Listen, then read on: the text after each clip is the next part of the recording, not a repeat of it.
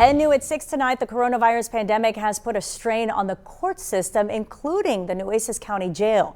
Prior to a pause on jury trials last March, roughly 24 jury trials had been held at the courthouse every week since 1977. Well, now that number has been reduced to 2.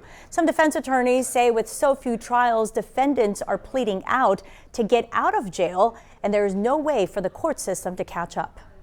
Defense attorney Kyle Holscher says he has multiple clients who have been in jail for 526 days without a conviction or their day in court. He says some of his clients have taken plea deals despite being innocent. If you've been held on an accusation for 6 months in county jail and you're too poor to pay for a bond, so you're not going to get out of the jail, and then the prosecutor comes with an offer that says, well, we'll give you 6 months in jail, time served, and you'll be out tomorrow. Or you could go to trial and you might be in there for another year and a half. What is a reasonable person going to do?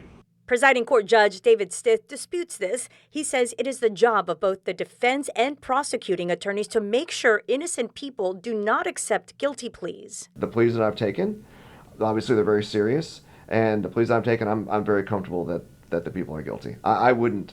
If I had an indication that somebody was not guilty and was pleading just to get out of jail, I wouldn't do that. The backlog in the court system is disproportionately impacting poor defendants, says local defense attorney Lisa Greenberg. Greenberg says COVID-19 has shined a light on a system that was already broken. Justice has always been more available to those with means. And now with COVID and with the governor's orders, people who cannot make bond and are not allowed a personal recognizance bond sit in jail. Those include the poor. Those include the mentally ill who need rehabilitation services. Those include the people that maybe don't have access to health care. At the beginning of the pandemic, Stitz says Judge Sandra Watts began looking at bail reform and ways to release prisoners on reduced bond or on their personal recognizance. And we have an objective questionnaire that we as judges review when somebody just gets into jail. Future dangerousness, criminal history. So we get a good idea of whether this person is safe to get even a PR bond or a lower bond. During a Friday Council of Judges meeting, 117 District Court Judge Sandra Watts said 410 felony inmates are ready for trial and have been in the Nueces County Jail over 100 days.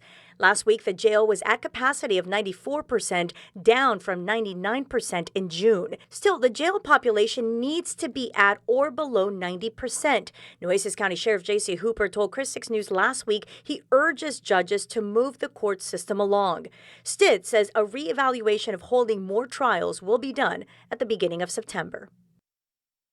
And what about jury duty? We spoke with the jury coordinator for Nueces County, who says jurors are showing up. She says that the department has always summoned more than are needed to account for bad addresses, stay-at-home parents, and other qualifying excuses. While COVID-19 has impacted numbers slightly, there has not been an instance where a jury panel could not be seated.